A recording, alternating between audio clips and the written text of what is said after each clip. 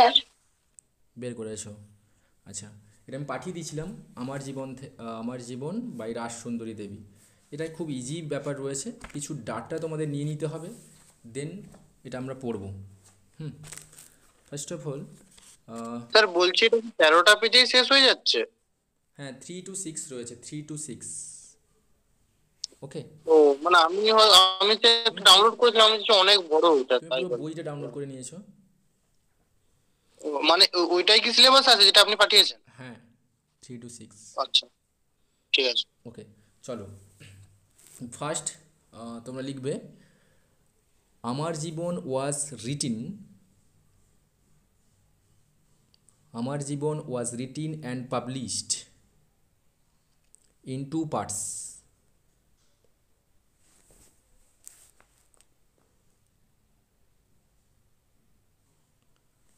Okay, the first part, মানে যেটা বলবো প্রথম খণ্ড, okay, the first part consist of CONSISTED of, কতগুলো রচনা ছিল বলতে পারবে ফার্স্ট পার্টে? কেউ জানো? কারো জানা আছে? বইটা দুটো পার্টে ডিভাইডেড ছিল। ফার্স্ট পার্টে মানে প্রথম খণ্ডে কতগুলো রচনা ছিল কেউ বলতে পারবে? এনিওয়ান? কারো জানা স্যার আছে? 16, 16টা। Good, good. 16. The first part consisted of 16 compositions or Rachana, RACHANAS. Okay. The second part came out in the year 1906,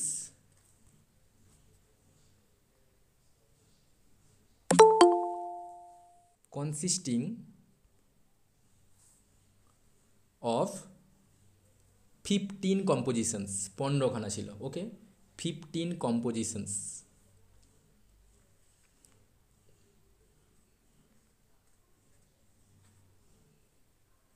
হয়েছে।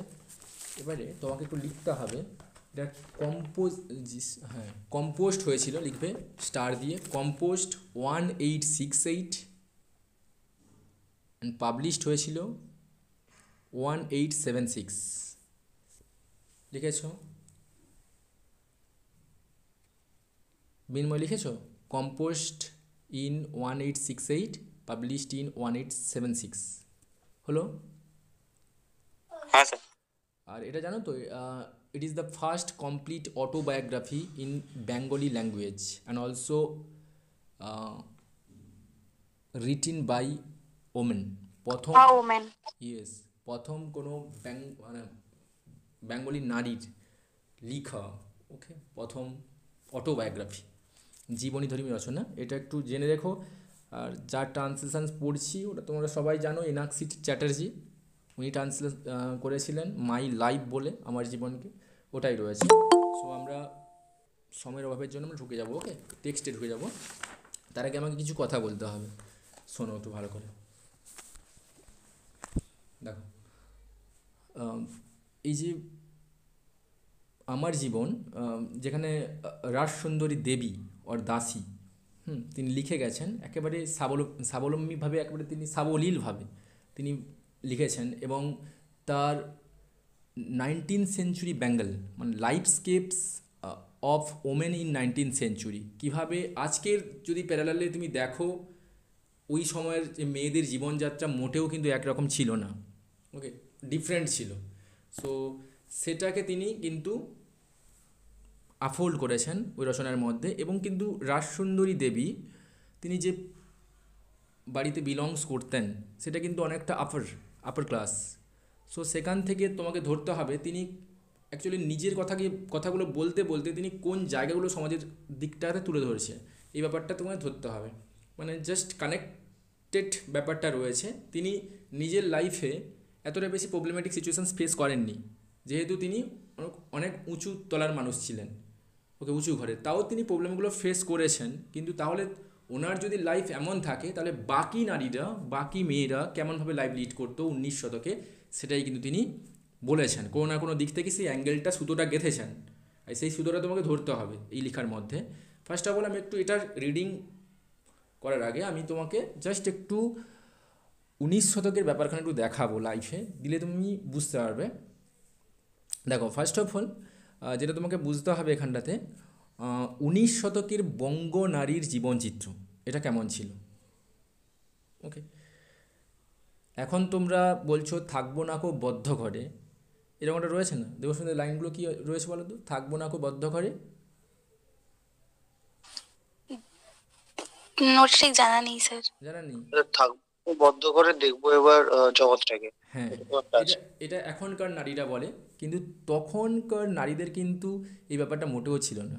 ওকে, এরকম একটা ছিল, নারীকে আপন ভাগ্য জয় করিবার কেন নাহি দিলে অধিকার হে বিধাতা। ওকে, এটার আর.এন. টেগোর তিনি লিখে গিয়েছিলেন, বুঝতে পেরেছো? নারীকে কোনো না কোনো দিক থেকে পিছিয়ে রাখা হতো, সে যাই হোক। তোমরা ব্যাপারগুলো জানো সবাই। এবারে দেখো, এই যে কেমনভাবে হতো, যে তৎকালীন সময় যে মেয়ে হয়েছো মানে তার একটা নির্দিষ্ট টাইম পিরিয়ড থাকতো, এটা ধরতেই পারো তোমরা 8 থেকে 10, এই টাইমের মধ্যে তোমাকে কিন্তু মানে যে মেয়ের বাবা রয়েছে তাকে, তার মেয়েকে কিন্তু বিয়ে দিয়ে দিতে হবে। ওকে, এবং জাস্ট লাইক দেখো বিয়ের ব্যাপারটা ভাবো, এবং তার ব্যাপার বিয়ের পরে লাইফটা কেমন হয়ে যাচ্ছে বলছে। দেখো, the news made me very happy indeed. I would be married, there would be music, I would hear the women ululating, and how exciting that would be, yet I felt sacred at the same time. I cannot express the apprehensions that came to my mind. Meanwhile, the various things necessary for the ceremony began to arrive. Relatives and guests began pouring in, and I was sacred to death by all this. I did not talk to anyone and spent most of the time weeping. Everybody did their best to reassure me. They embraced me, but the unspoken agony, underline it, unspoken agony in my mind did not lived. মানে আমি যে ঘটনাগুলো বললাম, এখানে কি বলা হচ্ছে, রাসসুন্দরী দেবীর যে the preparations of her marriage. Okay, এই ম্যারেজের কথা বলা হচ্ছে, এবং তার তোমরা সবাই জানো যে 14 বছর বয়সে তার বিয়ে হয়ে গিয়েছিল। এক্ষুনি আমি ঘটনাটা বললাম যে স্যার 14 না 12, ইয়েস 12, ওকে, হয়ে গিয়েছিল। তো তাহলে বুঝতেই পারছো যে একটা দায়িত্ব ছিল, যে তৎকালীন সমাজে একটা 12 বছরের মেয়েকে মানে বিয়ে দেওয়ার একটা প্রিপারেশনস নেওয়া হচ্ছে, এবং সে মেয়েটা জানেও না যে এগুলো হচ্ছে কেন। বেশি মানে দূরের কিন্তু কথা নয়। দেখো, the news made me very happy indeed, মানে এই নিউজটা আমাকে খুব, মানে আমি খুব হ্যাপি হয়েছিলাম এটা শুনে। মানে সে জানে না কিসের জন্য এগুলো হচ্ছে। আই উড বি ম্যারিড, বুঝতে পেরেছো, আমার বিয়ে হয়ে যাবে। বিয়ে কি ওই জিনিসটা সে জানেই না। দেয়ার উড বি মিউজিক, সে জানে যে বিয়ে হয় মানে গান বাজবে। I would hear two women ululating, অনেক মেয়েরা আসবে, তারা বিভিন্ন ইউলিটিং মানে সুর দেবে। And how excited that would be, কতই একটা আনন্দ হবে। একটা ছোট্ট মেয়ে যেভাবে তোমরা যেভাবে 4-5 এরকম একটা সময় যে একটা আনন্দ হবে, কিন্তু তারই যে বিয়ে হচ্ছে সে সেটাই জানে না। Yet I felt sacred scared, sorry yet I felt scared at the same time. কিন্তু এগুলো ভেবে কিন্তু আমার কখনো কখনো একটা ভয় আমি পেতাম। I cannot express the apprehension that came to my mind, এবং সেটা আমি বলতে পারবো না এগুলো কেন আসতো। Meanwhile the various thing necessary for the ceremony began to arrive, and relatives and guest began pouring in. এবং যখন সেই দিনটা এলো, বিয়ে বাড়ি যেমন হয়, রিলেটিভস আসছে, গেস্ট আসছে, সবাই ভিড় হচ্ছে তার বাড়িতে। And I was sacred to death by all this. এবং যতই দিন এগিয়ে আসছে, ছোট্ট মেয়েটা যখন ও ও জানে না, কিন্তু সে এটাই বুঝতে পারছে যে আমার বিয়েতে ওরা আসছে, তখন কিন্তু ও ভয়ে একেবারে মরে যেত। And I did not talk anyone and speaks most of the time weeping, এবং এ নিয়ে আমি কোনো কথাই বলতাম না। এবং অল টাইম কী করতাম, আমি কাঁদতাম অঝরে, and everybody did their best to reassures me. এবং প্রত্যেকজন, আমি এই কাঁদলে, আমার মন খারাপ হলে প্রত্যেকজন আমাকে নিয়ে এসে সান্ত্বনা বাক্য দিত, ওকে, সান্ত্বনা দিত, অ্যান্ড দে এমব্রেসড মি, তারা আমাকে জড়িয়ে ধরতো। But unspoken agony in my mind did not leaved. কিন্তু আমার মনের যে অব্যক্ত যন্ত্রণা, সেটা বা একটা ভয়, সেটা কিন্তু আমি আমার জীবন থেকে সরাতে পারছিলাম না। সো দেখো, এই রাজসুন্দরী দেবী এখানে তিনি কী বলবো আমি, 67 বছর বয়সে কিন্তু এসে লিখছেন, এবং সেই ভয়টা এতটা তিনি কাটিয়ে ফেলেছেন ইনডোরস হাউসে, মানে শ্বশুর ঘরে, কিন্তু তবুও তার এই ভয়টা কিন্তু তার কাছ থেকে যায়নি। কেন যায়নি বলো তো? কারণ সে ম্যাচিওর নয়, তাকে ইম্যাচিওর অবস্থায় কিন্তু বিয়ে দেওয়া হচ্ছে। এটাই বেঙ্গলি কালচার ছিল। তাহলে মেয়েদের লাইফ কেমন ছিল বুঝতে পারছো?